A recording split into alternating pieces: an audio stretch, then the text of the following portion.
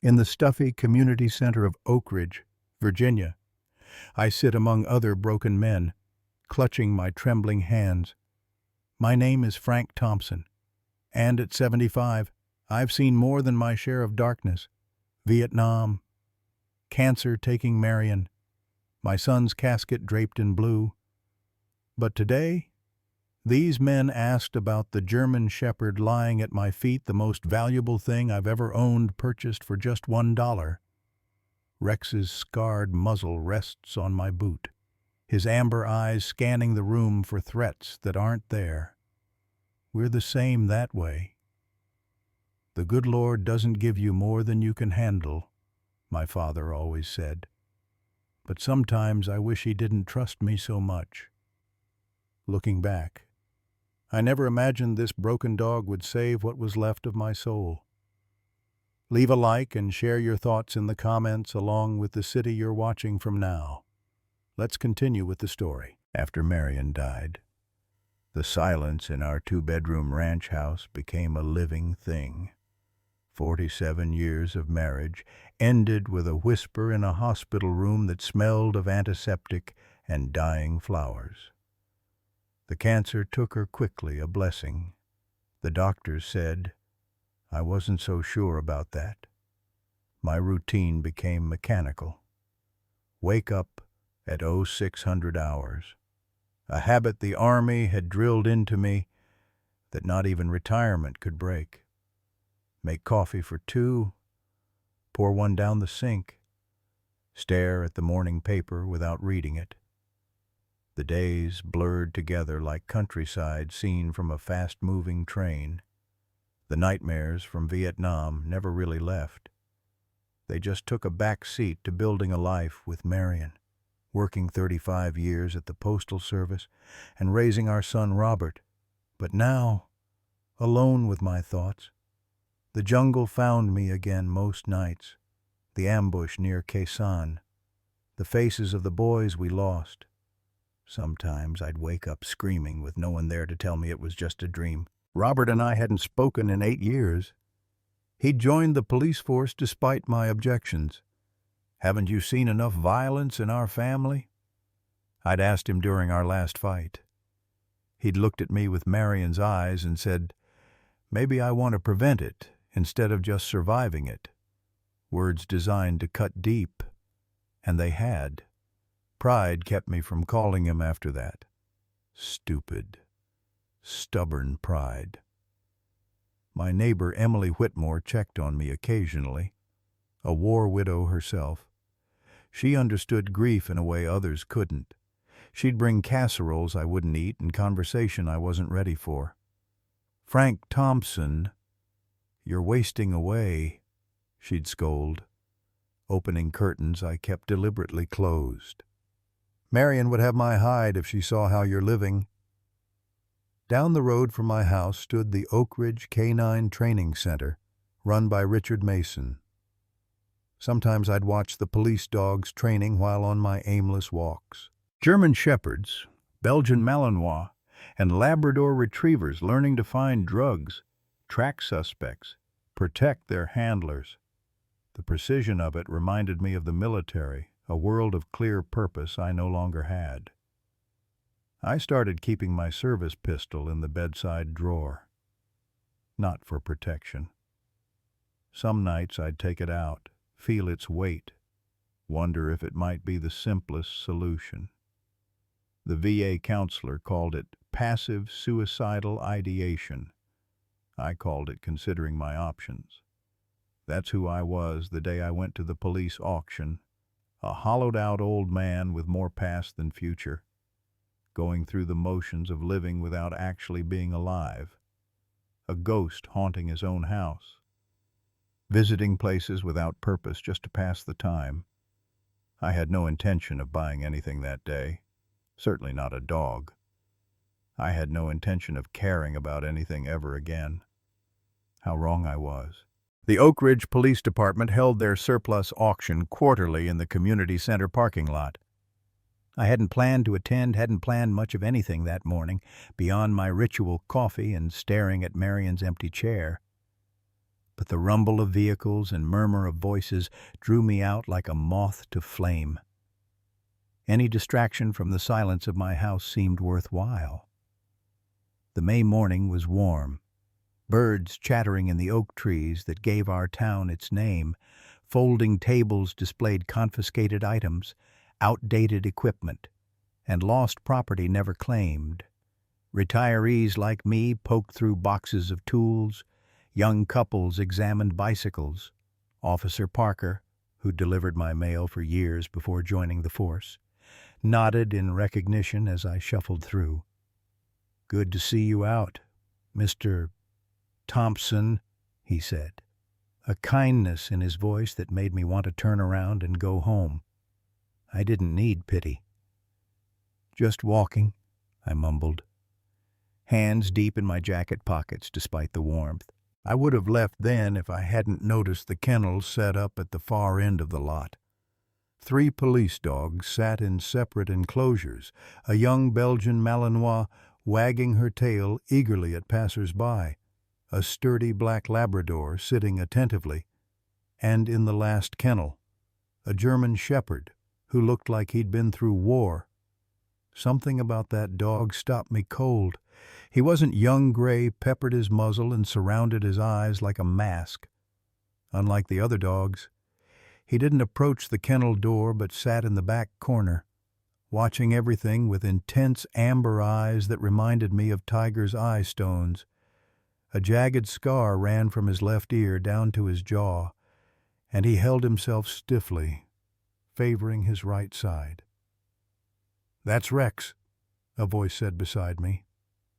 Richard Mason stood there, arms crossed over his chest, his Canine Training Center logo embroidered on his shirt. 8 years old, served 6 years with the department. "Retiring him?" I asked, still watching the dog who watched me back with an intensity that felt familiar somehow. Richard's face tightened. "Not exactly." A small crowd gathered as Tommy Walsh, the town auctioneer, stepped up to a portable microphone. "Ladies and gentlemen, we're starting with the canine portion of our auction today. 3 fine animals retiring from police service." I hung back, listening as he described the first 2 dogs, their impressive service records, their training specialties, their temperaments suitable for families. The Malinois went for $2,500 to a security company. The Labrador sold for $3,000 to a former officer who'd worked with him. Then came the German Shepherd. "Next we have Rex, badge number K9217, Tommy announced, his usual auctioneer's enthusiasm noticeably dampened. 6 years of service, including narcotics detection, tracking, and apprehension work. 3 commendations for finding missing children." Tommy paused, glancing at a sheet of paper, then at Richard Mason, who gave a slight nod. "I should note that Rex has been through some difficult situations. He has some special needs. He's best suited for someone with large animal experience, preferably in a quiet environment without children or other pets." The crowd's murmuring told me everything. Special needs was a polite way of saying problem dog. "What happened to him?" asked a woman near me. Richard cleared his throat. "He was involved in an incident. He's had some behavioral challenges since then." "You mean he's dangerous?" said a man in a hunting jacket. "He's traumatized," Richard corrected sharply. "There's a difference." I found myself moving closer to the kennel. Rex still hadn't moved from his corner, but his eyes tracked every person, every movement. I recognized that hypervigilance the same way I scanned every room for exits, the way I flinched at backfiring cars and fireworks. "Let's start the bidding at $1,000, Tommy called out. Silence. "All right then, $500. More silence. broken only by uncomfortable shuffling. $250, someone coughed. The Malinois barked from her new owner's truck. "Folks, this is a fully trained police dog." Tommy tried again, desperation creeping into his voice. "Worth thousands in training alone. What happens if nobody bids?" asked a teenage boy. Richard's face went stony. He didn't answer, but I knew. I'd seen that same look on the faces of officers in Vietnam when they discussed what happened to military dogs considered excess equipment. $100. Tommy's voice had lost its auctioneer's rhythm. Anyone at $100. I don't know what possessed me. Maybe it was those watchful amber eyes that had seen too much. Maybe it was the way he sat in that corner, dignified even in rejection. Or maybe it was because I recognized another broken soldier when I saw one. $1, I said, my voice rusty from disuse. Every head turned toward me. I hadn't spoken loudly, but in the awkward silence, my bid rang out like a gunshot. Tommy blinked. "Sir, did you say $1?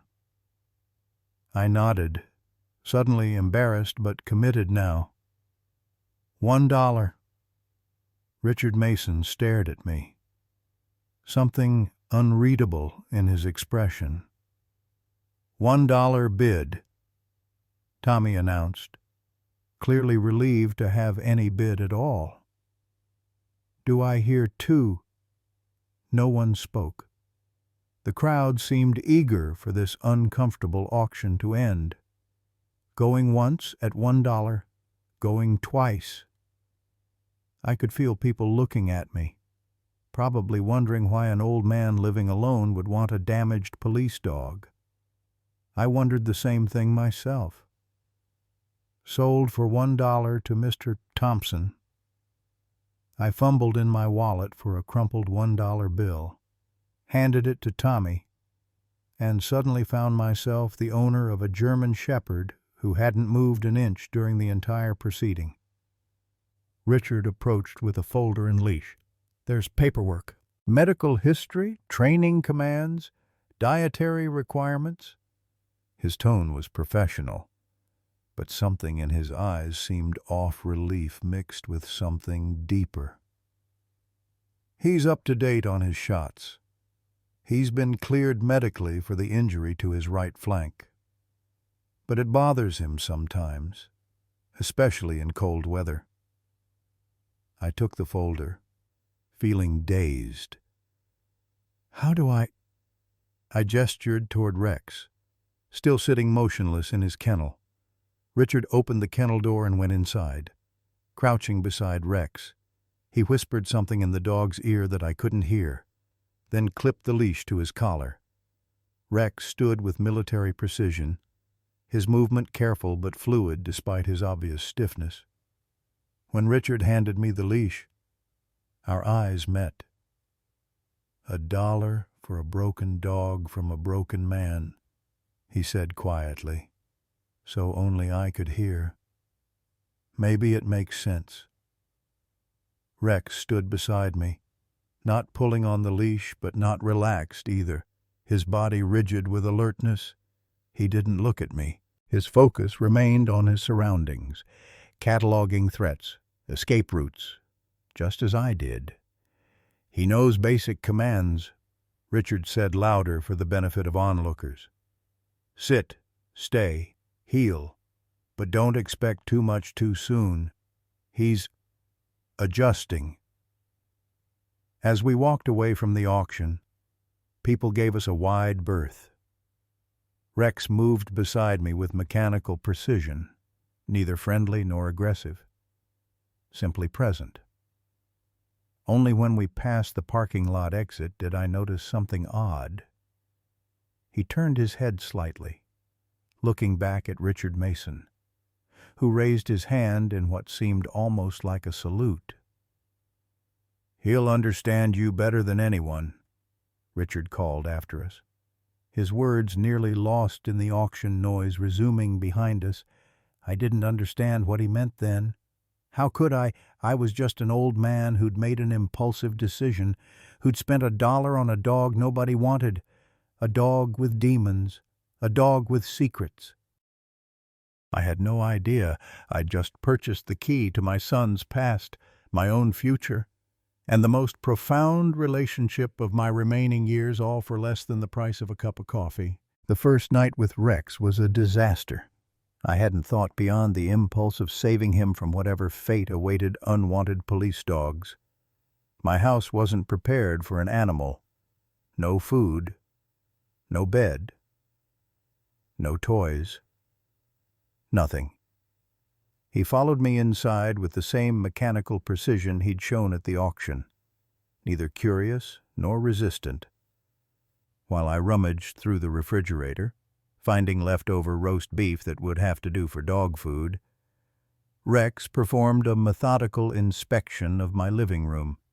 He checked each corner, each doorway, each window, not with a dog's casual interest, but with the calculated assessment of a security professional. "Guess old habits die hard," I muttered, placing the meat in a bowl on the floor. Rex didn't approach it. He finished his inspection and sat in the corner with the best sight lines to all entrances, his posture erect despite his obvious exhaustion. "You should eat," I told him, feeling foolish for talking to a dog. Rex didn't move, his amber eyes fixed on some middle distance, not seeing me, but seeing what suit yourself. I settled into my recliner, unsure what to do with this silent sentinel in my living room. The folder Richard had given me sat unopened on the coffee table. I should read it. I knew, but something held me back. Reading it would make this real, would commit me to whatever I'd gotten myself into.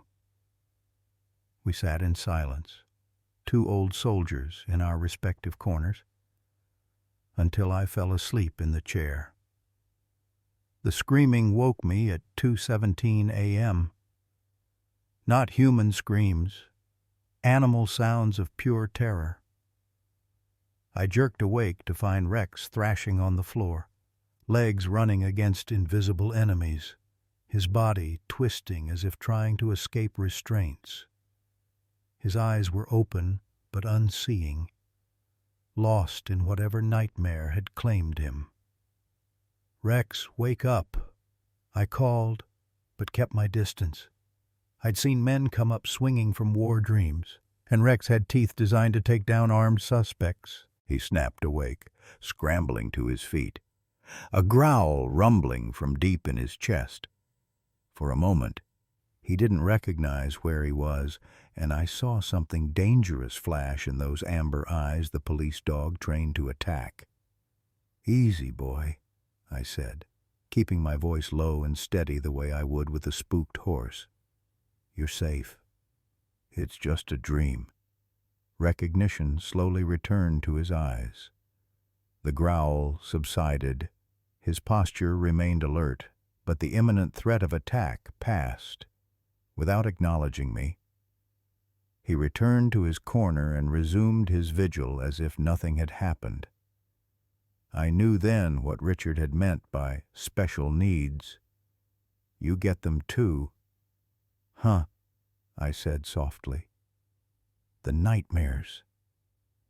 Rex's ears twitched, the only indication he'd heard me. "Yeah," I sighed, settling back into my chair. "Me too." The next morning brought my first complaint. Martha Wilkins from next door arrived before 8 a.m., her pink tracksuit and rigid perm signaling serious business. "Frank Thompson, that dog kept half the neighborhood awake last night," she declared without preamble when I opened the door. Howling and carrying on like he was being murdered. "He had a nightmare," I said, keeping the door mostly closed. Behind me, I could feel Rex's presence, silently watching. Dogs don't have nightmares. Frank, they bark at things, real things. Martha tried to peek around me. Is it even safe to have a police dog in a residential neighborhood? Aren't they trained to attack people? He's retired, I said, the word feeling inadequate. He's adjusting. Well, he needs to adjust more quietly. Some of us need our sleep. She softened slightly, patting her perfectly arranged hair. I know you're lonely since Marion passed, but there are better ways to get companionship than taking in a dangerous animal. After she left, I finally opened the folder. Rex's service record was impressive: drug busts, suspect apprehensions, 3 missing children found alive, commendations and perfect evaluation scores until 14 months ago, when everything changed.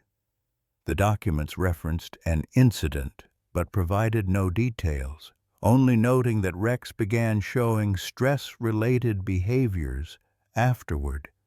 The medical section detailed a gunshot wound to his right flank, fully healed but causing occasional stiffness. The behavioral notes were more concerning noise sensitivity, sleep disturbances, defensive aggression when startled, inability to work with a new handler, classic PTSD symptoms. I recognized them because I had many of the same ones. The last page was a liability waiver I'd apparently signed at the auction, acknowledging Rex's behavioral challenges and accepting full responsibility for any incidents. I had no memory of signing it in my dazed state after the bidding. Emily Whitmore stopped by that afternoon with another casserole and genuine concern when she saw Rex. "Frank Thompson, what on earth possessed you to get a dog at your age?" she asked. But her tone was gentle as she set down her offering. "Temporary insanity," I admitted, watching Rex maintain his distance from our visitor. "Dollar day at the police auction?" Emily, bless her heart, didn't lecture me. Instead, she studied Rex with the practiced eye of someone who'd volunteered at the animal shelter for 20 years. "He's seen things," she said finally. "Just like you." That simple observation pierced something in me. "He has nightmares," I told her. "Bad ones." She nodded, unsurprised. Animals get PTSD too, especially working dogs. My late husband's service dog was the same way after they came back from Desert Storm. She reached into her purse and pulled out a business card. "Dr. Melissa Carter. She specializes in behavioral issues with service animals. She might be able to help." After Emily left, I found myself studying Rex more carefully. Despite his alertness, exhaustion showed in every line of his body. He hadn't touched the food I'd put out, hadn't drunk water, hadn't relaxed his vigilant posture. How long had he been like this? How long could any creature maintain such a state before breaking completely? "You need to eat," I told him firmly that evening, placing fresh food and water nearby. "That's an order, soldier." Something in my tone must have registered. His eyes focused on me, really seeing me, perhaps for the first time. With deliberate movement, he approached the bowl and ate mechanically, efficiently, without enjoyment. A task completed because it was ordered. That night, when the first rumbles of thunder announced an approaching storm, I saw Rex's first real reaction. His ears flattened, his body tensed, and a fine tremor ran through his powerful frame. As the storm grew closer, his distress became more evident, panting, pacing, eyes darting to each window as lightning flashed. The crash of thunder that rattled my window sent him scrambling under my dining room table, body pressed to the floor, trembling violently. I knew that response. I'd seen men in the jungle react the same way to incoming artillery, the instinctive. Animal need to make yourself smaller, to find cover, to escape the inescapable. I'd felt it myself. Without thinking, I lowered myself to the floor with a groan as my old knees protested. I didn't approach him. That would have been dangerous, but I sat nearby, my back against the wall. "I get it," I said quietly as rain lashed the windows. "The 4th of July is worse. Though all those fireworks sounds just like—" I didn't finish the sentence. I didn't need to. For an hour. We sat through the storm, an old man and a traumatized dog, each fighting our private wars with memory and fear. When a particularly loud thunderclap shook the house, I found myself reaching instinctively for a rifle that wasn't there, my heart racing. That's when I felt it the lightest touch against my hand. Rex had inched closer, not looking at me, still trembling, but allowing his muzzle to rest against my fingers, the smallest possible connection between two damaged souls. It was nothing, really. A moment of shared weakness in the dark. But as I cautiously moved my fingers to touch the coarse fur of his head, feeling him flinch but not pull away, I realized something profound. I had been ready to give up on him, just like I'd given up on myself. 3 weeks after bringing Rex home, I established a routine for us both. Structured days seemed to help him regular feeding times. Short walks that gradually lengthened as his trust in me grew. Quiet afternoons on the porch where he would sometimes allow his vigilance to ease enough for brief naps in the sun. Dr. Carter, the veterinary behaviorist Emily had recommended, made a house call during our second week together. She sat on my living room floor for an hour, never approaching Rex directly, just observing and occasionally tossing treats in his direction. "Classic canine PTSD," she confirmed, her voice matter-of-fact but kind. "Something traumatic happened on duty." "Do you know what—" I shook my head. "The records just mention an incident about 14 months ago. Nothing specific." She nodded thoughtfully. "That's often how it goes. Police departments don't like to publicize when things go wrong with their canine programs." She scribbled some notes on her clipboard. "His physical recovery from the gunshot wound is excellent, but the psychological damage is profound. He's hypervigilant, distrustful, easily triggered. Loud noises, sudden movements, certain smells can all set him off." "Can he get better?" I asked, surprised by how much I cared about the answer. "With time, patience, and the right environment, yes. But he'll never be the dog he was before. Trauma changes us all. Mr. Thompson." She gave me a knowing look that made me wonder if she could see my own invisible scars. "Vietnam. That obvious? Huh. I work with a lot of veterans and their service dogs." She handed me a prescription. "This might help take the edge off his anxiety. But it's not a cure. The real work is creating safety, predictability, and positive associations to replace the fear responses."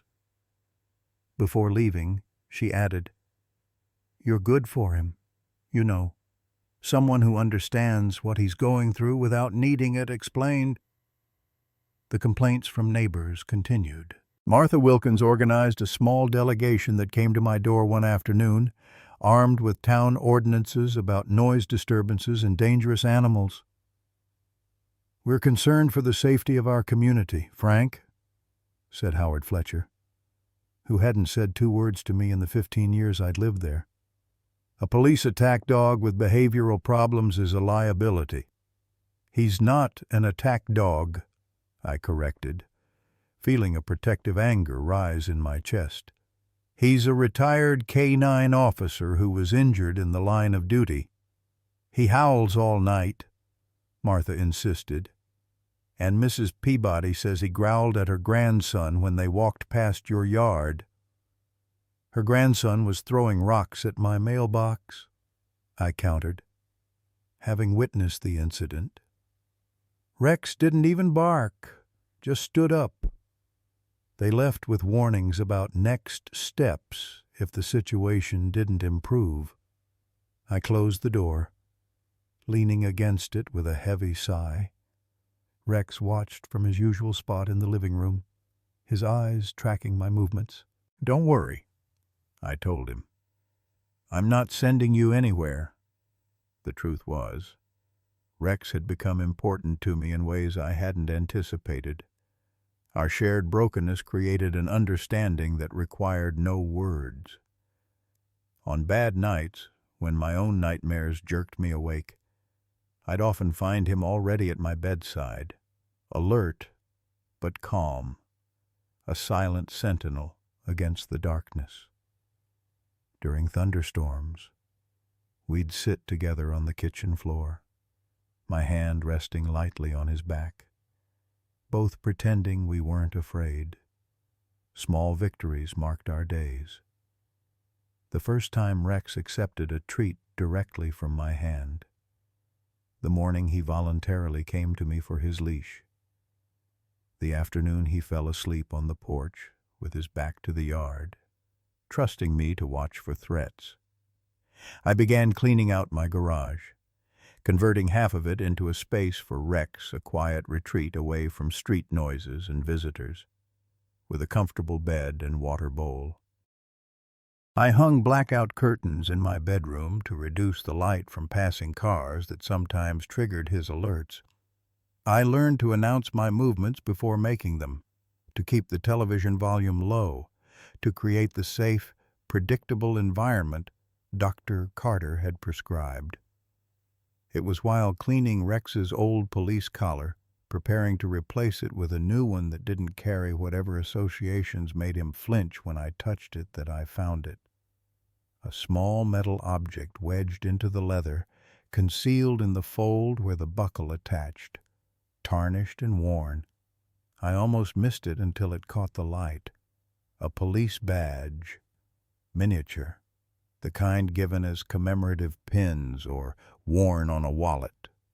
Turning it over in my weathered hands, I wiped away grime until the number became visible, 217. My heart stopped. 217. The same number Tommy had announced at the auction, K9 to 217. But this wasn't a K9 badge. This was a standard police officer's badge number 217. My son's badge number. The room tilted around me as I struggled to make sense of this discovery. Robert had been badge number 217 in the Oak Ridge Police Department, the same number as Rex's K9 unit. My fingers trembled as I pulled out Rex's service record again, scanning it for details I might have missed. K9 217, handler information redacted, service dates, commendations, training records all there, but nothing connecting him explicitly to Robert. I looked at Rex, who had risen to full alert, sensing my distress. "You were his, weren't you?" I whispered. "You belonged to Robert."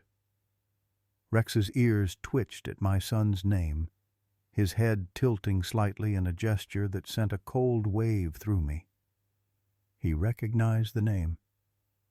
I was at Richard Mason's training facility within the hour, the badge clutched in my hand. Rex reluctantly loaded into the back of my old pickup truck. The K-9 training center was quiet that afternoon. just a few officers working with young dogs in the fenced training yard. Richard saw me before I reached the main building, his expression changing from welcome to wariness as he registered my purposeful stride and Rex's presence at my side. "Mr. Thompson," he began, but I cut him off, holding out the badge. "You knew," I said, my voice steady despite the storm inside me. "You knew he was Robert's dog." Richard's shoulders sagged slightly.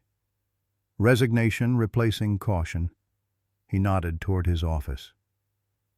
"Let's talk inside." Rex entered the familiar building with visible tension, his body rigid, eyes darting to each doorway. Richard noticed, keeping a respectful distance as he led us to a small office cluttered with training manuals, certificates, and dog equipment. "Sit down, Mr. Thompson," he said, closing the door. "I want answers," I demanded, remaining standing. "Why didn't you tell me Rex belonged to my son? Why was his name redacted from these records? What happened 14 months ago?" Richard sank into his chair, suddenly looking much older. "I wasn't sure if you knew Robert was K-9 division. You never came to ceremonies, graduations." The accusation stung because it was true. My pride, my disapproval of Robert's career choice, had kept me away from every milestone of his police service. "We weren't close," I admitted. "But I'm his father. I had a right to know his dog ended up at auction." Richard rubbed his face wearily.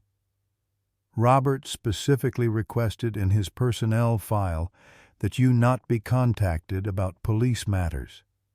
Said you wanted nothing to do with his work." He met my eyes directly. Was he wrong? The question hit me like a physical blow. No, Robert hadn't been wrong. I'd made my disapproval clear, had refused to discuss his police work, had let my own fears for his safety manifest as anger and distance. "What happened to him?" I asked, sinking into the chair across from Richard, suddenly needing to sit. "Where is my son?" A look of confusion crossed Richard's face. "Mr. Thompson." "Don't you know what I haven't spoken to Robert in 8 years?" The words felt like gravel in my throat.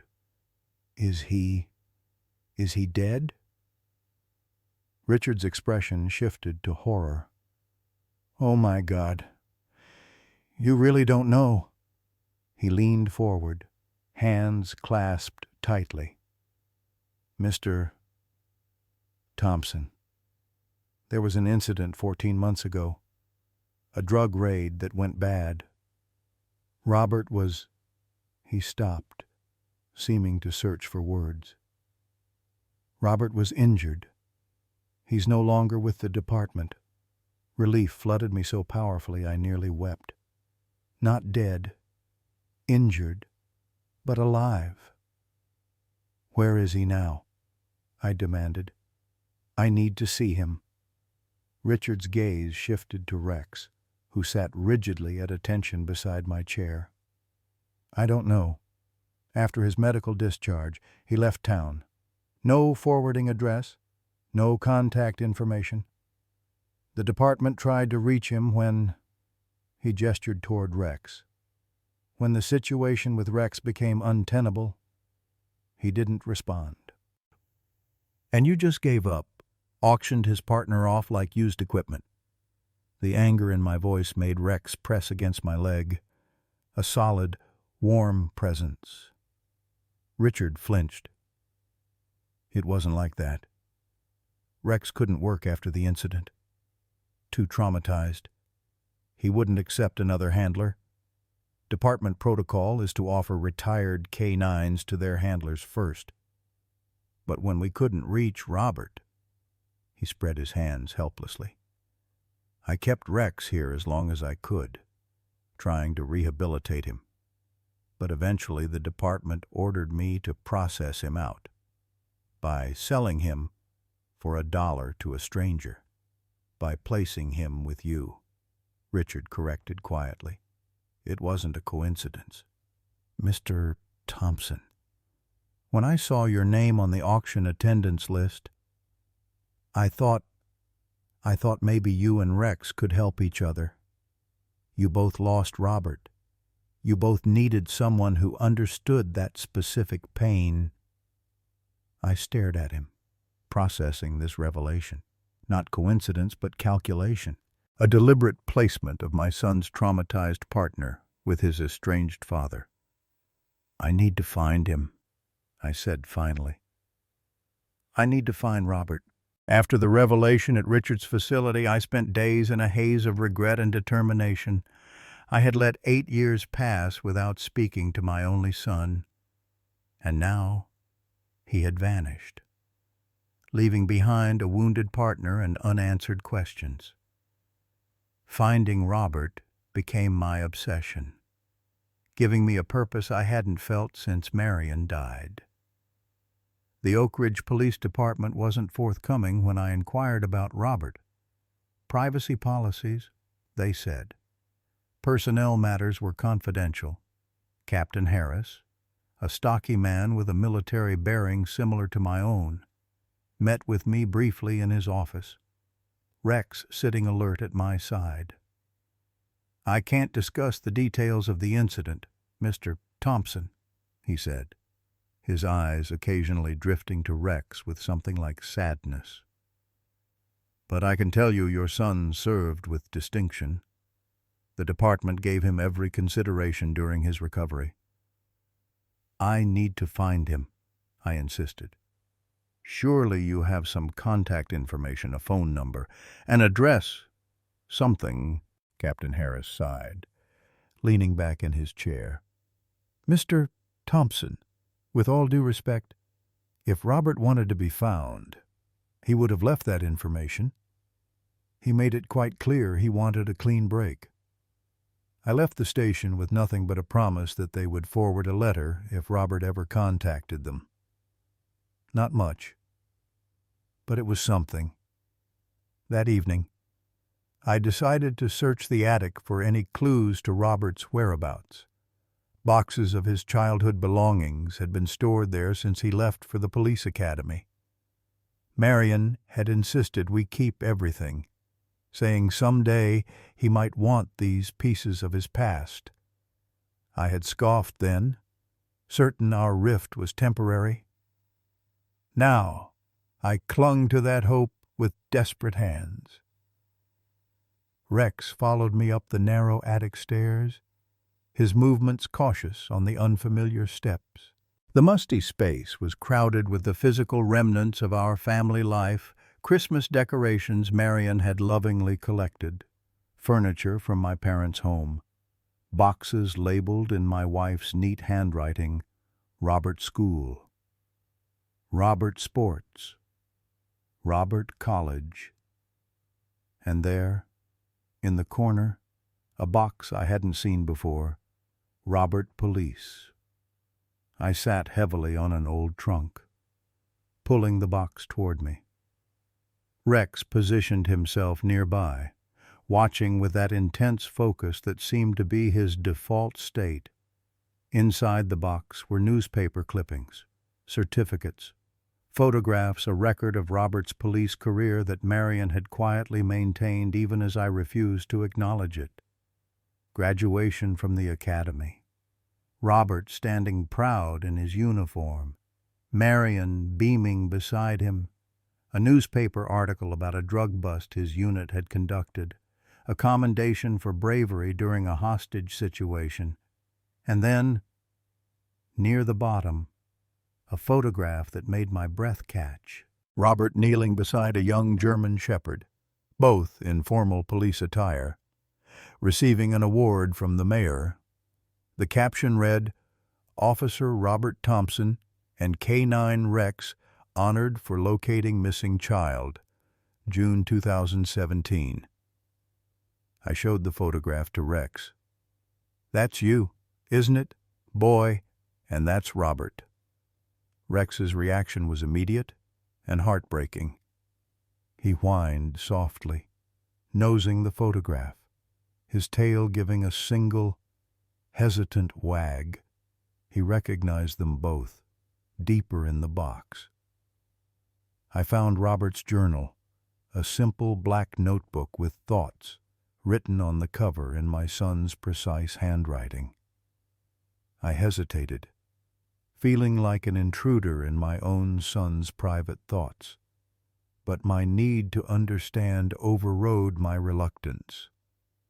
The journal spanned Robert's early years on the force, his excitement at being accepted into the K-9 program, his first meeting with Rex.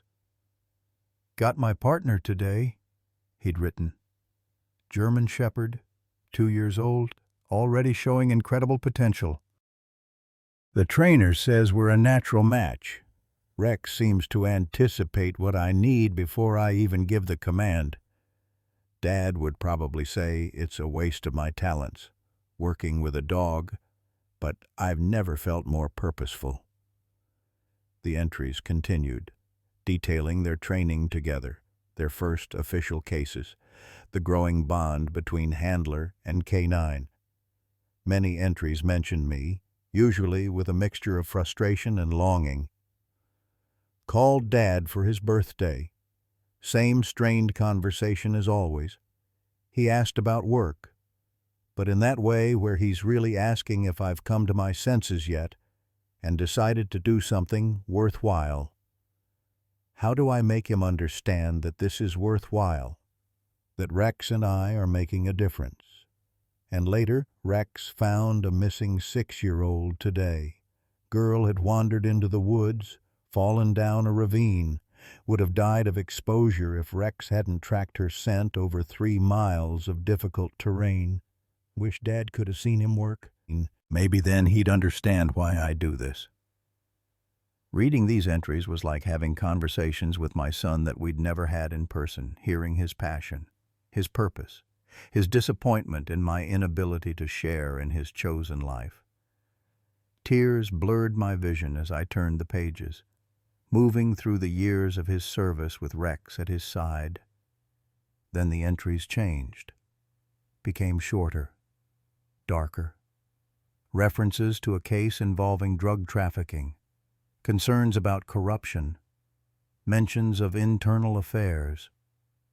The last entry was dated 14 months ago, just before the incident that had traumatized Rex and ended Robert's career. "Something's not right about this raid. The intel is shaky. The timing rushed. Mentioned my concerns to Captain H, but was told to follow orders. Rex senses it too. He's been unusually agitated all day. If anything happens to him because of this mess..." The entry ended there. The remaining pages were blank. I closed the journal, my mind racing with questions. What had happened on that raid? How had Robert and Rex been injured? And most pressingly, where was my son now? A knock at my door the next morning revealed Emily Whitmore, bearing her usual casserole and an unusual expression of hesitation. "Frank," she said, stepping inside and eyeing Rex with approval as he maintained a respectful distance.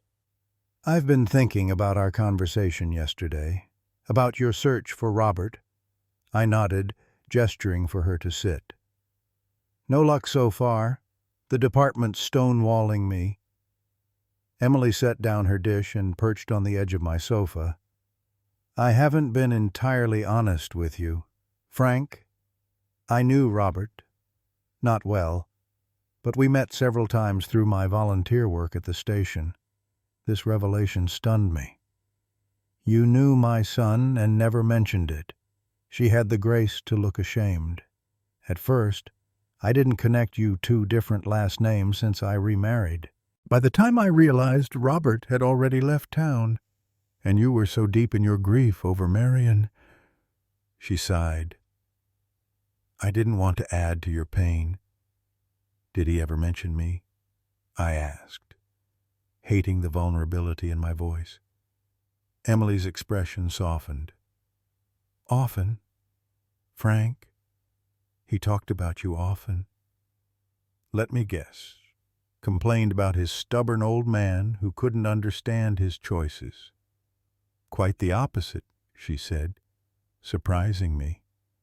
He spoke of you with tremendous respect, said you were the most principled man he'd ever known, that your service in Vietnam had inspired his own desire to protect others.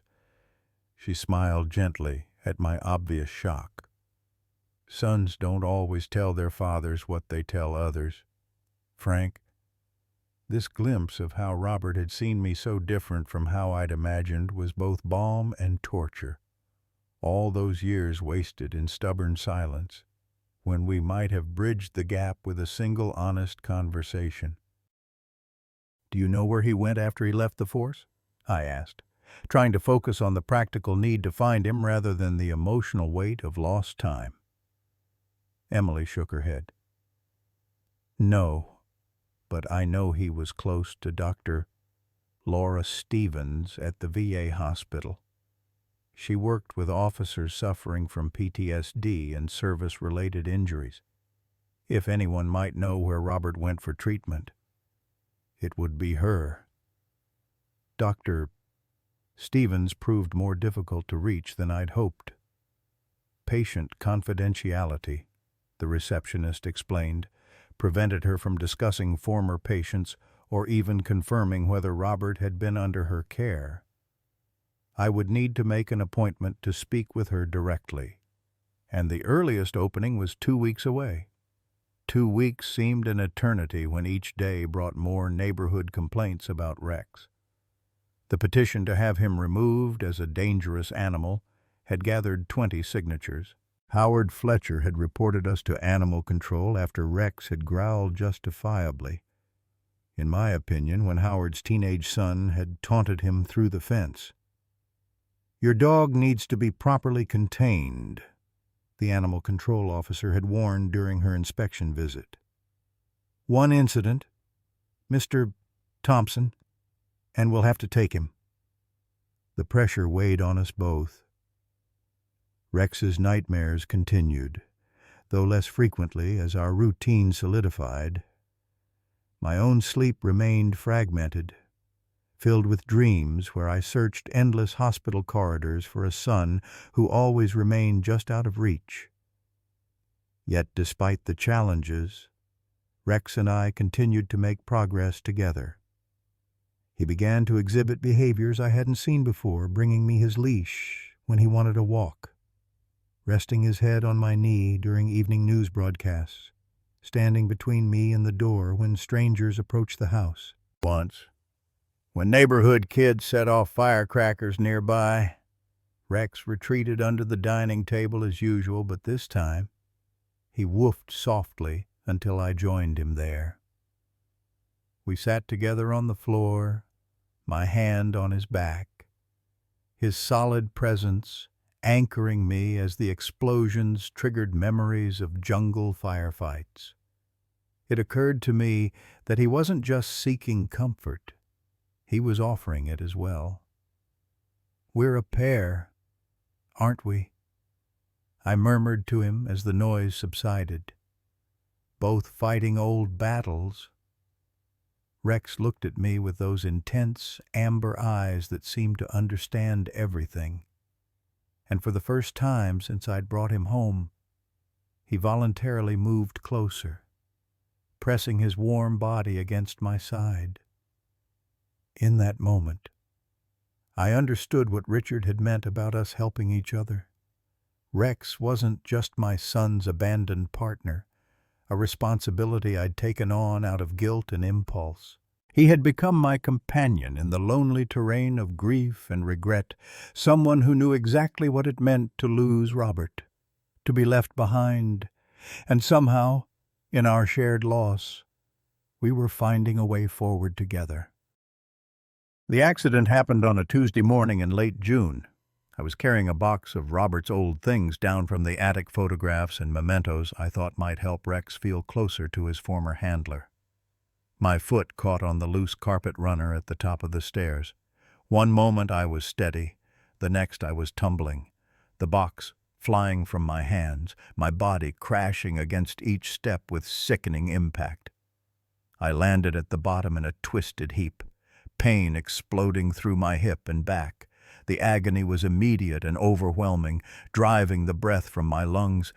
I tried to move, to call out, but my body wouldn't cooperate. My right leg lay at an unnatural angle beneath me. Rex appeared above me, his body tense with alarm. He sniffed around my face, whining softly, nudging my shoulder with his muzzle. "Help!" I gasped, each breath sending fresh waves of pain through my side. "I need help. Rex." My phone was in my pocket, but I couldn't reach it. My arms didn't seem to be working right. The pain was making my vision blur at the edges. I'd read somewhere that hip fractures in the elderly often led to pneumonia, complications, death. Marion's father had died after a fall like this, lingering for weeks in the hospital before an infection finally took him. "Need to call someone," I managed, my voice weak even to my own ears. "Phone. Get help." Rex paced anxiously around me, clearly understanding something was very wrong but unsure what to do. The K-9 training center was 3 miles away.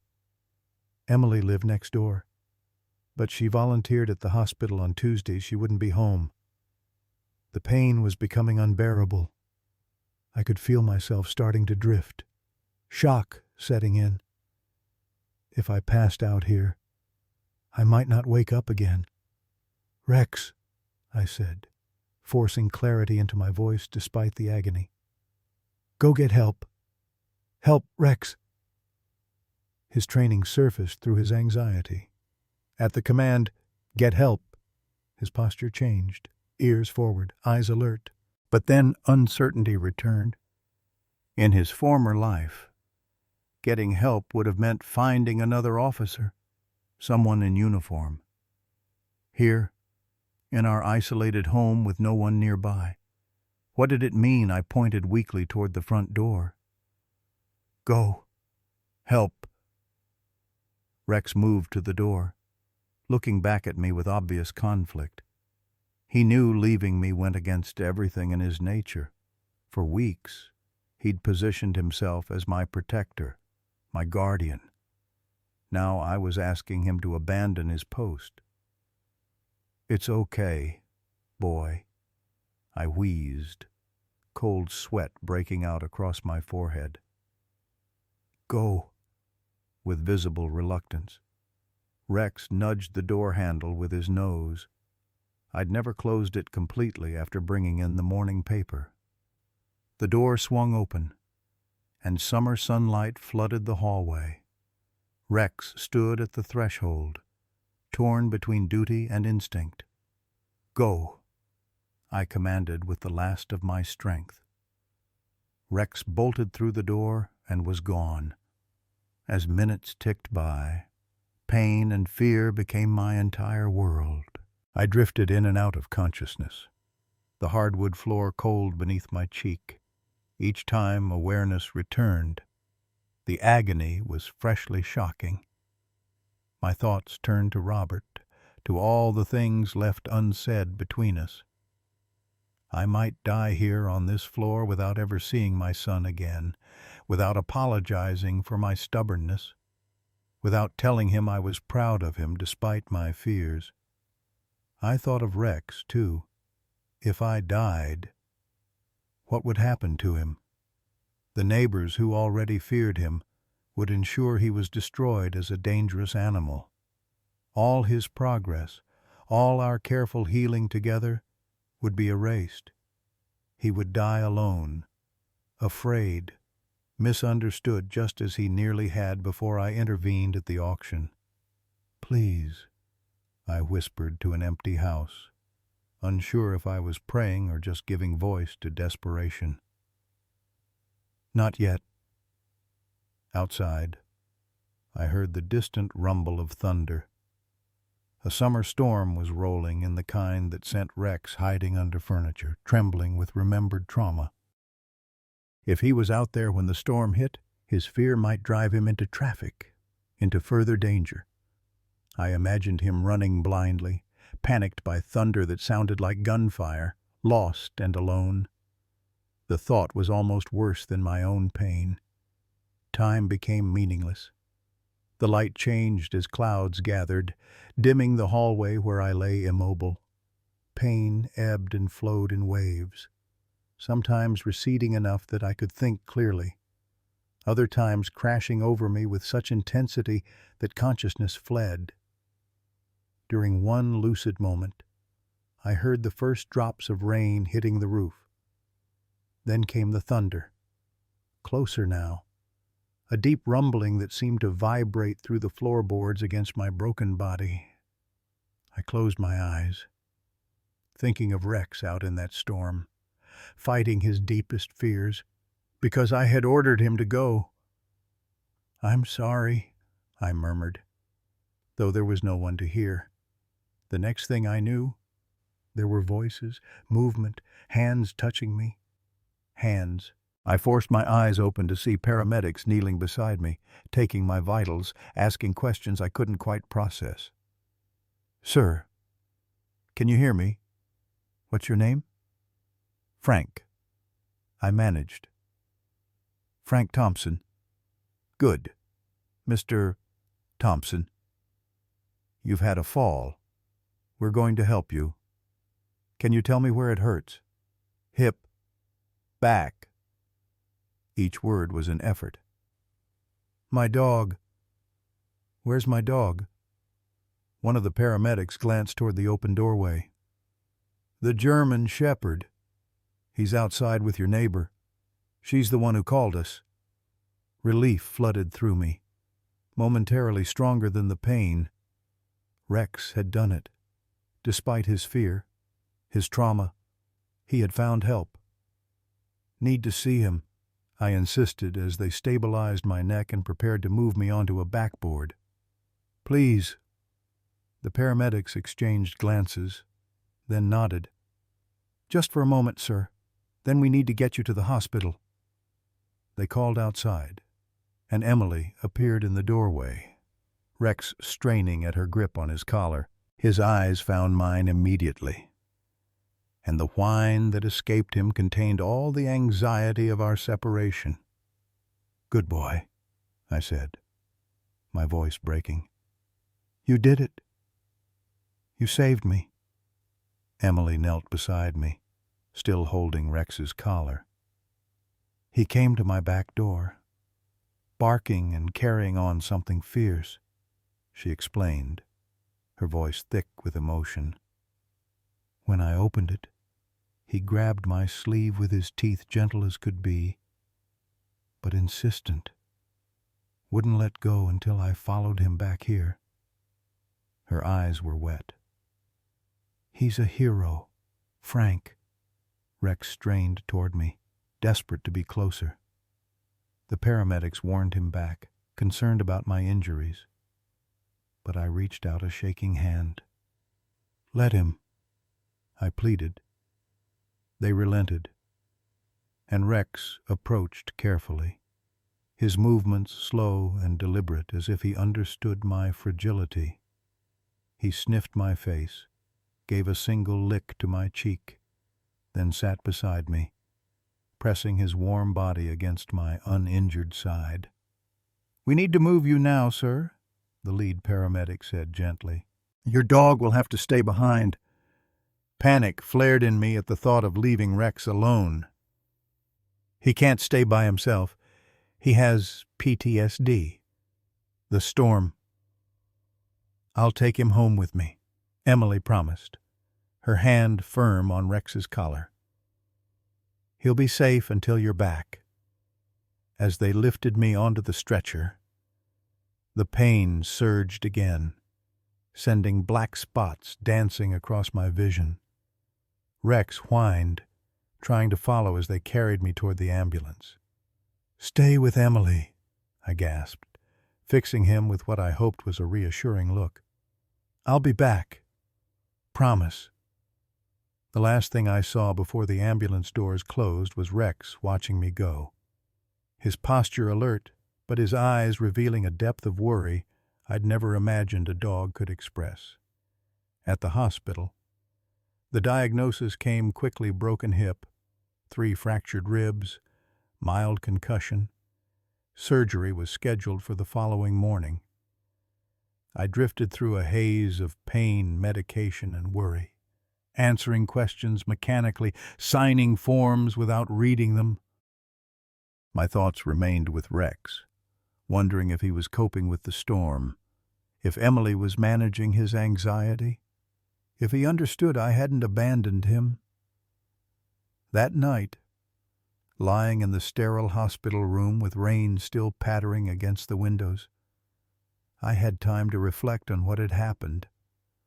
Rex, a dog so traumatized by his past that thunderstorms sent him into panic attacks, had forced himself to go out into a gathering storm to save me. He had overcome his deepest fears out of loyalty to a man he'd known for barely 2 months. What courage that had taken! What trust!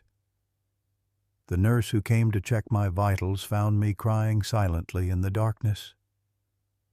"Are you in pain, Mr. Thompson?" she asked, reaching for the call button to summon the doctor. "No," I said, wiping my eyes with a gnarled hand. "Just realizing something." "What's that?" I thought of Rex facing his demons to save me, of his unwavering presence during my nightmares, of the slow, careful way he had rebuilt trust despite his trauma. That sometimes the bravest souls are the ones who've been hurt the most. I answered.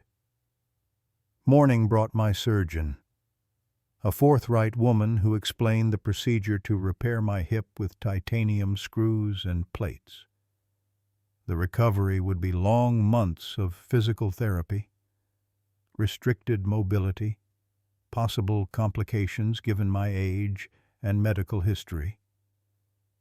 "Is there someone who can help you at home during recovery?" she asked, reviewing my intake forms. "Your file indicates you live alone." "I have my dog," I said automatically, then realized how inadequate that must sound to medical professionals concerned with practical care needs. The surgeon raised an eyebrow. "Mr. Thompson, you'll need assistance with bathing, meal preparation, medication management. A dog, no matter how devoted, can't provide that kind of care." Before I could respond, there was a commotion in the hallway, raised voices, a nurse's sharp objection, the click of nails on linoleum. Then Rex was there, bursting into my room with Emily hurrying behind him, his leash trailing loose behind him. He made straight for my bed, rearing up to place his front paws carefully on the edge, his face level with mine, amber eyes intense with concern. "Sir, dogs aren't allowed," a flustered nurse began, but stopped at the sight of Rex gently nosing my hand, his whole body trembling with relief at finding me. "I'm so sorry," Emily gasped, catching up. "He was fine at my house all night, calm as could be, but this morning when I opened the door to get the paper, he bolted, headed straight for the hospital like he knew exactly where you were." The surgeon watched this reunion with professional concern, but unmistakable interest. "This is the dog you mentioned." I nodded, my hand resting on Rex's broad head. "This is Rex. Former police K9, retired due to PTSD. He's the one who got help when I fell." The medical team exchanged glances, their expressions softening. Rex maintained perfect behavior, standing statue still beside my bed, his eyes never leaving my face. "He's usually terrified of hospitals," I explained, remembering Dr. Carter's warnings about clinical environments triggering his trauma. But he came anyway. For me. In that moment, surrounded by medical professionals witnessing this extraordinary display of canine devotion, I realized something profound. Rex wasn't just my responsibility, my son's abandoned partner, or even my companion. He was the physical manifestation of the courage I needed to face what came next, the long recovery, the search for Robert, the reckoning with my past mistakes. If Rex could overcome his deepest fears for my sake, could I do any less for him? For my son? "I'll figure something out," I told the surgeon, my hand still resting on Rex's head. "We'll figure it out together." The hospital allowed Rex to stay with me for 20 minutes before gently insisting he leave. The staff made an exception to their usual policy after witnessing our reunion. But rules were rules. Emily promised to bring him back for brief visits during my recovery. As they led Rex away, he looked back at me with such naked concern that my heart constricted. "I'll be home soon, boy," I called after him.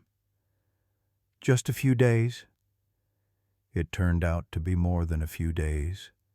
The surgery went well, but my age complicated recovery. A mild post-operative infection extended my stay to 10 days. Throughout it all, Emily brought Rex to visit every afternoon, each time navigating the same anxiety from him at entering the hospital, the same relief when he found me still there. On my 8th day, Dr. Laura Stevens finally came to see me, not as my son's doctor, though that had been my original purpose in contacting her, but as mine. The hospital had called in a psychiatric consult after I'd mentioned Vietnam flashbacks during a particularly rough night. "Mr. Thompson," she said, settling into the chair beside my bed. "I understand you've been asking about me." I nodded, grateful Emily had kept her word and continued pursuing the connection. "I'm trying to find my son, Robert. He was a police officer." "I know who Robert is," she interrupted gently. "Or was. He's not with the department anymore." My heart raced. "Then you know where he is. Please, I need to contact him. It's important." Dr. Stevens studied me carefully. She was younger than I'd expected, maybe 40, with intelligent eyes behind simple glasses. Robert was my patient for several months after the incident. His physical injuries were substantial, but the psychological trauma was even more severe. He watched his partner die. "Mr. Thompson," I frowned in confusion. "His partner? You mean his canine Rex? But Rex is alive. I have him." Now it was her turn to look confused. "No, not his dog. His human partner, Officer Michael Delaney. They were ambushed during a raid. Michael died at the scene. Robert was critically injured trying to protect him." The room seemed to tilt around me. "I don't understand. Rex was shot too. The records show they were both injured in an incident 14 months ago." Dr. Stevens nodded slowly. "Yes, Rex was also injured. He tried to protect both officers but was shot in the process. After Robert's medical discharge, the department tried to reassign Rex, but he couldn't work with anyone else." She leaned forward. "Mr. Thompson, are you saying you have Rex now? Robert's K9? "Yes," I said, still trying to process this new information. I bought him at the police auction last month for $1. No one else wanted him. Something like pain crossed her face. I didn't know they'd put him up for auction. That explains. She trailed off, then seemed to make a decision. Mr. Thompson, the reason I came today, besides your psychiatric consult, is that I received a letter from Robert last week. My breath caught. A letter from where is he okay? He's at a specialized treatment facility in Colorado. The Horizon Center focuses on PTSD in law enforcement and military personnel. It's a 6-month residential program. She reached into her bag and pulled out an envelope. He asked me to check on Rex. He'd been trying to arrange transport to bring Rex to Colorado once he was settled. But his calls to the K-9 unit went unanswered. He was worried about what had happened to him. With trembling hands, I took the envelope she offered. My name was written on the front in Robert's familiar handwriting. Not my home address, but C.O. Dr. Laura Stevens, VA Hospital. Inside was a single page. Dr. Stevens. It began. I hope this letter finds you well. I've been meaning to write since arriving at Horizon, but it's taken time to adjust to the program here. The therapies are intensive but effective. For the first time since the incident, I'm beginning to believe recovery might be possible. I'm writing with an unusual request. I've been trying to reach Richard at the K-9 unit about Rex, but no one returns my calls. I'm worried about what's happened to him. Would you be willing to check? He was everything to me on the force, and the thought of him being alone, kennelled indefinitely, or worse, is unbearable. If you can locate him, I'm including authorization to act as my proxy in arranging transport to Colorado. The center allows service animals as part of their program, and I believe having Rex with me would be therapeutic for us both.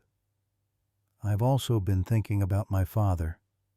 You encouraged me to reconnect with him before leaving Oak Ridge, but I couldn't face him then, couldn't face anyone.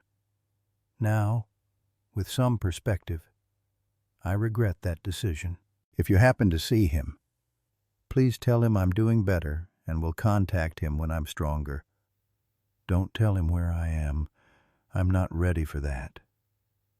But let him know I'm okay. Thank you for everything. Robert Thompson. I read the letter twice, then looked up at Dr. Stevens with tears blurring my vision. He doesn't know I have Rex. No, she confirmed. And he doesn't know about your accident either. I need to contact him, I said urgently, to tell him Rex is safe, that we're... I struggled to find the right words. That we're helping each other. Dr. Stevens regarded me thoughtfully. I believe that would be beneficial for Robert's recovery. But Mr. Thompson, you need to understand something about your son's condition. The incident that injured him and Rex, that killed Officer Delaney, it left profound psychological scars. Robert experiences severe PTSD, complicated by survivor's guilt. He believes he failed his partner. He believes he failed Rex. He didn't fail anyone, I protested. From what Richard told me, he was a hero. Yes, she agreed. But trauma doesn't always allow us to see ourselves clearly. She gestured to my hospital bed. You have your own recovery ahead, physical and perhaps emotional as well. Are you prepared to support Robert through his healing while managing your own The question gave me pause. I thought of the weeks with Rex, the slow process of building trust, the setbacks, the progress. I thought of my own nightmares, the grief I still carried for Marion, the regret over years wasted in estrangement from my son. I don't know, I admitted honestly, but I'm willing to try. For Robert, for Rex, for myself. Dr. Stevens nodded, seeming satisfied with my answer. Then I'll help you establish contact. But there's something else you should know first. She hesitated, choosing her words carefully. The raid that injured Robert and Rex, it wasn't a routine operation. Robert had reported concerns about possible corruption within the department, officers collaborating with the drug network they were supposed to be investigating. His reports were ignored. The raid was hastily organized, poorly planned. My blood ran cold as I remembered the final entry in Robert's journal. He suspected the raid was wrong. He tried to warn them. Yes, Dr. Stevens confirmed. And after the incident, there was an internal affairs investigation. Robert believed the ambush wasn't a coincidence, that they'd been set up by someone inside the department. The official finding was no evidence of misconduct. But Robert remained convinced. It's part of why he left Oak Ridge. He didn't feel safe here anymore. This revelation hit me like a physical blow. My son hadn't just been injured in the line of duty, he'd been betrayed by the very institution he'd dedicated his life to serving, the institution I'd criticized him for joining. Does this change your desire to contact him? Dr. Stevens asked quietly. No, I said firmly. It makes it more urgent. He needs to know he's not alone anymore. The next morning, Animal Control arrived at the hospital, not with concerns about Rex this time, but with paperwork. Martha Wilkins and Howard Fletcher had filed a formal complaint, demanding Rex be removed from the neighborhood as a dangerous animal. Given your current condition, Mr. Thompson, said Officer Jenkins, a young woman who seemed genuinely apologetic. There's concern you won't be able to properly control or contain the dog upon your release. We've received multiple reports of aggressive behavior. Rex isn't aggressive, I protested. He's traumatized. He's a retired police K-9 with PTSD, and he saved my life. Officer Jenkins nodded sympathetically. I understand, sir. But the law requires us to investigate any complaint about potentially dangerous animals. There will be a hearing before the County Animal Control Board next Tuesday. You're entitled to present your case, but given your hospitalization, I'll be there, I insisted, though my surgeon had made it clear I wouldn't be released for at least another 4 days. This is my son's dog. He was injured in the line of duty protecting this community. I won't let him be destroyed because a few ignorant neighbors are afraid of him. After she left, I called Emily in a panic. She arrived an hour later, her expression grim. It's worse than you think, Frank, she said, settling into the chair beside my bed. Martha's been going door to door with that petition. She's convinced half the street that Rex is one loud noise away from mauling someone. And with you laid up here, I need to get to that hearing, I said, already knowing it was impossible. I could barely make it to the bathroom with a walker and a nurse's assistance. There was no way I'd be able to attend a hearing across town. What about Richard Mason? Emily suggested. He knows Rex's history, his training. Could he testify on your behalf? I shook my head. After what Dr. Stevens told me about the department, I'm not sure who to trust there. Richard knew about Robert's concerns before the raid and didn't act on them. He might have been part of the cover-up afterward. Emily's eyes widened. Cover-up, Frank? What are you talking about? I hadn't intended to share this information. But Emily had proven herself a true friend through this ordeal. I told her everything Dr. Stevens had revealed: the corruption, the betrayal, Robert's flight to Colorado, his letter asking about Rex. When I finished, Emily sat in stunned silence for a moment. Then her expression hardened with determination. "Well, that settles it," she said, standing up and gathering her purse. "We're going to need reinforcements." "But what do you mean?" "I mean," she said with a fierce smile that reminded me suddenly of Marion, "that it's time to call in the cavalry, the VFW post, the therapy dog program at the senior center, every veteran in Oak Ridge who understands what service animals mean to those who've suffered trauma.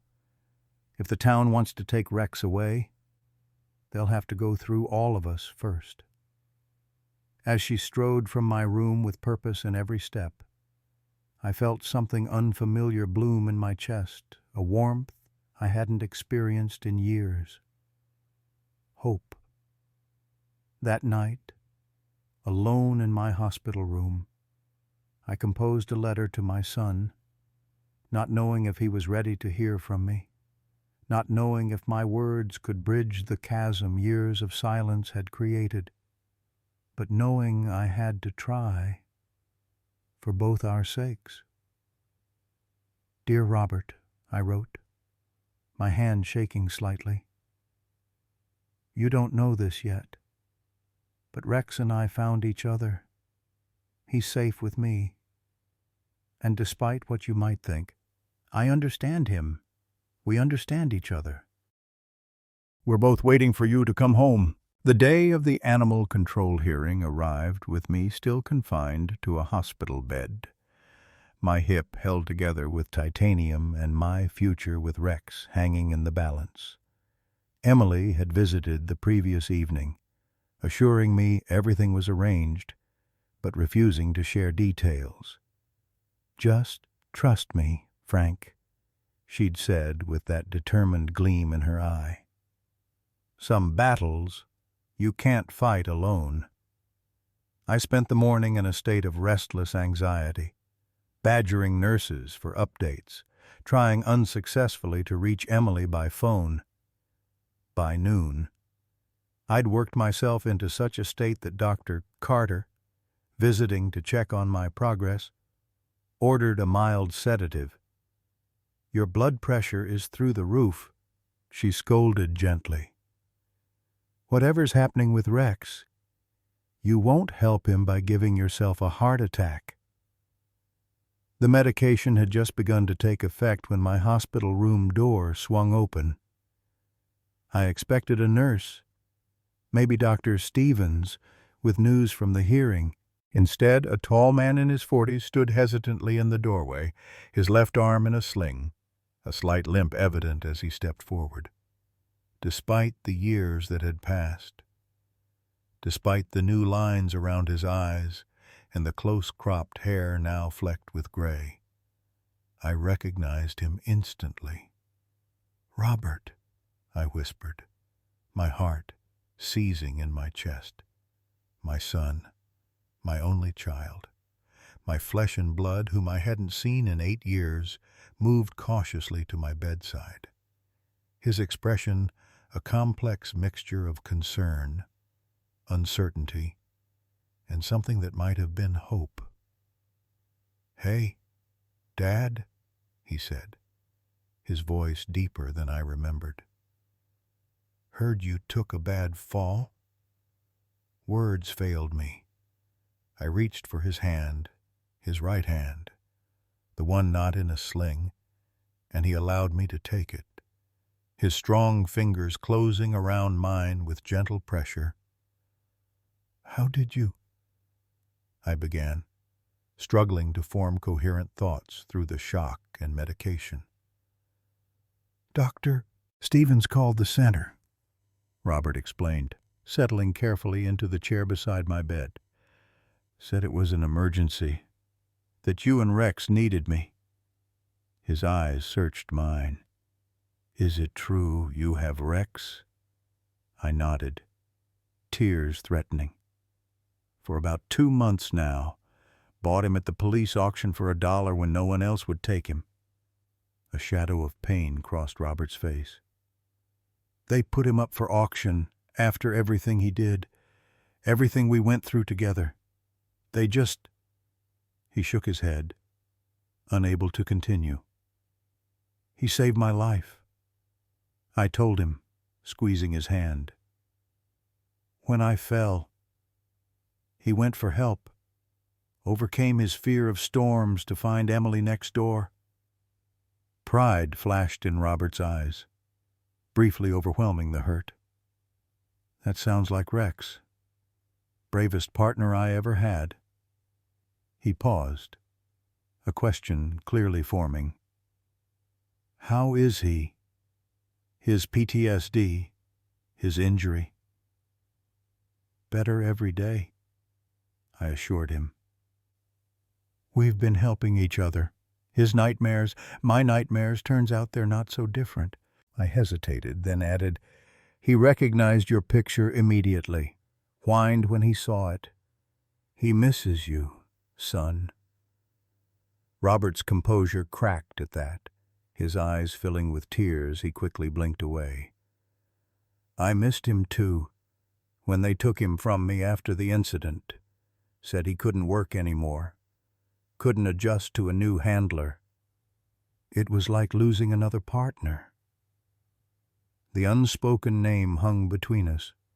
Michael Delaney, the officer who died in the raid. Dr. Stevens had explained the basics, but I needed to hear it from Robert himself. What happened that day? I asked gently. The raid where you were hurt, where Officer Delaney. Robert's expression closed, his jaw tightening. I don't talk about that, Dad. Not even in therapy. Not completely. It's still too raw. I nodded, accepting this boundary. I understand. But someday, when you're ready, I'd like to hear whatever happened. I know you did everything you could. His eyes met mine, a flash of surprise there. That's not what I expected you to say. I've learned a few things these past months, I admitted. About duty, about courage, about what it means to serve, even when it costs you everything. A knock at the door interrupted whatever Robert might have replied. Emily stood there, her face flushed with excitement. Frank. Oh. She stopped short, seeing Robert. You made it. Thank goodness. Mrs. Whitmore, Robert said, standing to greet her. Thank you for your messages, for looking after Dad and Rex. No time for pleasantries, Emily said briskly. The hearing starts in 30 minutes. We need to go now. Robert, if we're going to make it. The hearing? I struggled to sit up straighter, wincing as my hip protested. What's happening? Is Rex okay? Emily's smile was triumphant. He's fine. Richard Mason picked him up from my house this morning. They're meeting us at the county building. She turned to Robert. Everything's arranged, just as we discussed. Robert nodded, squeezing my shoulder gently. Don't worry, Dad. We're not letting them take Rex. Not after everything he's been through, everything he's done. His expression hardened with determination. Not this time. But how? I began. Trust us, Robert said. And for the first time since entering my room, he smiled a genuine smile that reached his eyes. that transformed his face back into the boy I remembered. Some debts can't be paid alone. They left with promises to return as soon as the hearing concluded, leaving me in an agony of anticipation. The sedative had worn off completely, and no amount of daytime television could distract me from imagining what might be happening across town. Would Martha Wilkins convince the board that Rex was dangerous? Would Robert's testimony be enough to counter the neighborhood petition? And what had Emily meant by "everything's arranged"? The hours crawled by like years. I badgered every nurse who entered, checked my ancient flip phone repeatedly, though I knew it wouldn't ring. Hospital policy required them to be turned off. I prayed, something I hadn't done with sincerity since Vietnam, asking not for my own health but for Rex's safety, for a chance to make things right with my son. It was nearly dusk when they returned, not just Robert and Emily, but a procession that filled my small hospital room to bursting. Robert entered first, his face alight with a triumph I hadn't seen since his high school football championships. Behind him came Emily, then Richard Mason, and then, straining at his leash with uncharacteristic excitement, Rex. "Rex!" I cried, holding out my arms as he bounded to my bedside, rearing up to place his front paws carefully on the mattress, his whole body vibrating with joy. His cold nose pressed against my cheek, his breath warm on my face as he whined his greeting. "They didn't take you. You're still ours." "Better than that," Robert said, watching our reunion with shining eyes. "Show him, Mr. Mason." Richard stepped forward, handing me an official-looking certificate. "Rex has been officially recognized as a service animal for veterans with PTSD," he explained. "He's protected under federal law now. No local ordinance can force his removal as long as he's working as your service dog." I stared at the certificate in disbelief.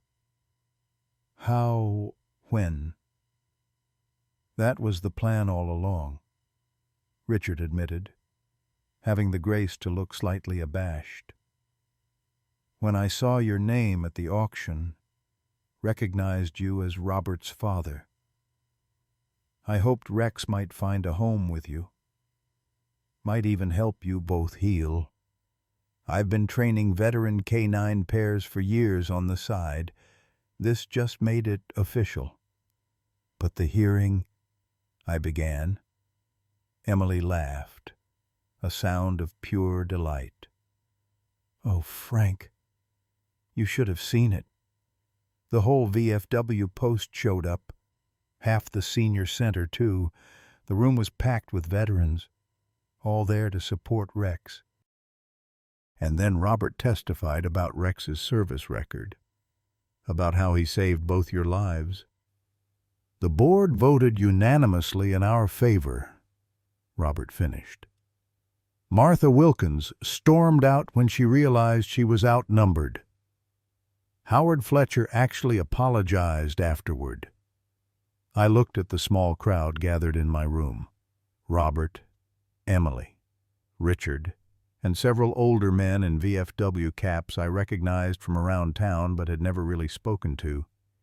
These people had rallied around a dog they barely knew, around a reclusive old man who'd barely participated in community life since Marion died. "I don't know what to say," I admitted, my hand still resting on Rex's head.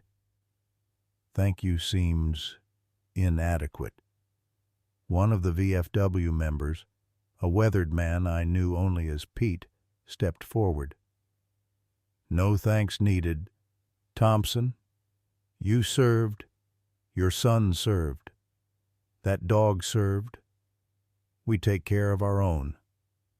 "That's right," agreed another veteran. "My grandson has a service dog for his autism. Changed his whole life. Animals like Rex, they're heroes in their own right." The visitors didn't stay long. Hospital rules only allowed Rex's presence because of his new service animal status, and even that was a special exception. As they filed out with promises to help once I was discharged, Robert remained behind, pulling a chair close to my bed. Rex settled on the floor between us, finally relaxed enough to doze. For a moment, we sat in silence, the weight of 8 years of estrangement heavy between us. There was so much to say, so many questions to ask, so much lost time to acknowledge. I didn't know where to begin. "I was wrong," I said finally, deciding that the most important truth should come first. "About your choice to become a police officer. About what it meant. I was wrong. And I'm sorry." Robert's eyes widened slightly, surprise evident in his expression. "Dad, you don't have to—" "I do," I interrupted. "I let my fear for your safety become disapproval of your choices. I couldn't separate the two. After Vietnam, after seeing so many young men die, the thought of losing you that way was unbearable. But instead of telling you that, instead of being honest about my fear, I pushed you away with judgment, made you think I didn't respect your service." Robert was silent for a long moment, his eyes fixed on Rex's sleeping form. "I thought you were disappointed in me," he said finally, his voice low. "That I wasn't living up to your standard of service. Vietnam was a war. Police work seemed small in comparison." "No," I said firmly. "Never that. I was proud of you, terrified for you. But proud. I just couldn't find the words to say both at once." He nodded slowly, absorbing this. "When I was shot. When Mike died. My first thought was that you'd been right all along, that I should have listened to you, chosen a safer path." His hand moved unconsciously to his injured shoulder. "But then I remembered why I became an officer in the first place. Because of you, Dad. Because you taught me that service matters, that protecting others is the highest calling." Tears filled my eyes at this revelation that all along, while I'd thought he was rejecting my values, he'd actually been embracing them. "Your mother would be so proud of the man you've become," I said, my voice thick with emotion. "So am I." Robert reached out, covering my gnarled hand with his. "I'm staying, Dad, in Oak Ridge, the treatment center in Colorado. It helped. But I need to face what happened here. Need to rebuild my life where it fell apart." Joy surged through me, followed immediately by concern. "But what about the corruption you reported the officers? You suspected Dr. Stevens said you left because you didn't feel safe." A shadow crossed Robert's face. "That's being handled. There's a federal investigation now, quiet, but thorough. Richard's been helping them, gathering evidence from inside." He glanced at the door, lowering his voice. "That's the real reason he made sure Rex came to you. He knew we'd eventually reconnect because of him. Knew I'd come back if Rex needed me." I looked down at the sleeping German shepherd, marveling at the complexity of the bonds that had brought us to this moment. "He saved us both. Then, 3 times over," Robert agreed with a small smile. "And now we get to save him back." As twilight deepened into night, Robert and I really talked for the first time in decades. He told me about his years on the force, the good he'd done, the lives he'd touched. I shared stories of his mother he'd never heard, of my own struggles after Vietnam that I'd kept hidden all these years. Rex slept peacefully between us, occasionally sighing in his dreams, no longer haunted by whatever traumas had once plagued him. The night nurse, making her rounds, found us still talking at midnight. She smiled indulgently at the sight of Rex curled on the floor, at the animated conversation between father and son. "I need to check your vitals, Mr. Thompson," she said apologetically. "And visiting hours were over quite some time ago." Robert stood, stretching his stiff shoulder. "I should go. Need to get Rex settled at Emily's for the night." He hesitated, then asked, "When are they releasing you, Dad?" "Thursday, if all goes well," I replied. "But the house isn't exactly accessible right now. Might need a rehab facility for a few weeks." Robert shook his head firmly. "No need. I've got a ground floor apartment near the park. Plenty of room for you during recovery. For Rex, too, if you want." The offer hung in the air between us, not just a practical solution to my immediate needs, but an opportunity to rebuild what had been broken, to reclaim the years we'd lost to stubbornness and misunderstanding. "I'd like that," I said simply. Rex rose as Robert prepared to leave, stretching languidly before moving to my bedside for a final nudge of his nose against my hand.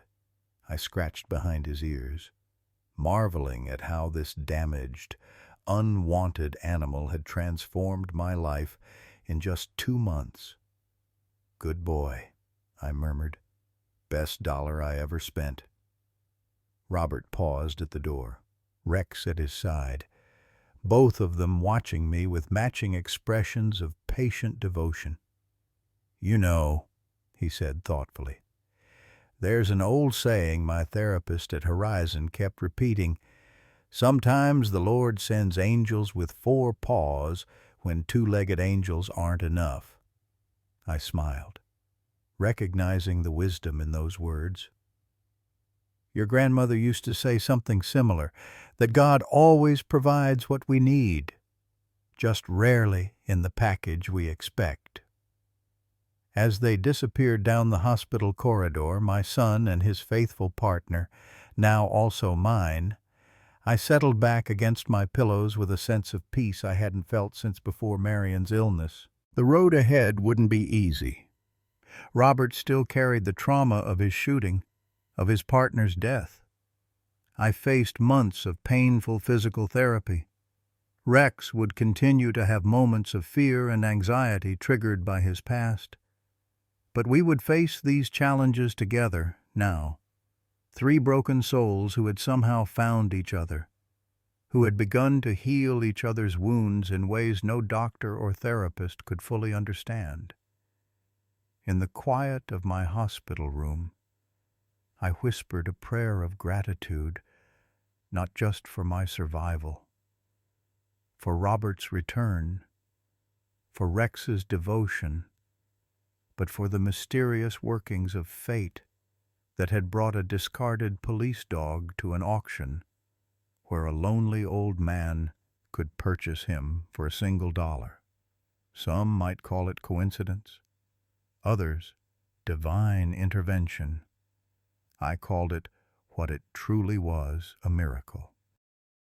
And as I drifted toward sleep, I smiled at the thought that sometimes, just sometimes, the most valuable things in life come disguised as something no one else wants: a broken dog, an estranged relationship, a second chance that appears, at first glance, to be worth no more than a single wrinkled dollar bill.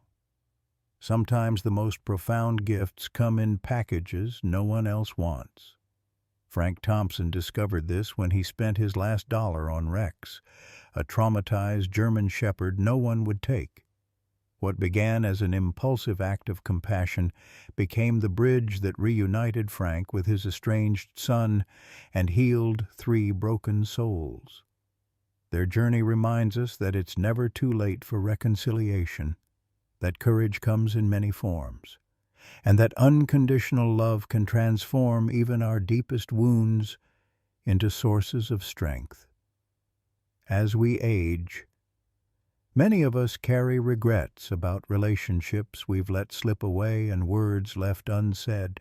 Frank and Robert's story shows us that pride and fear may separate us, but it only takes one brave step toward healing to change everything. Have you ever found unexpected healing through the love of an animal? Perhaps you too have experienced how sometimes, when words fail, the silent understanding of a loyal companion can speak volumes to our hearts. Share your story in the comments below because your experience might be exactly what someone else needs to hear today to take their own brave step toward reconciliation or healing.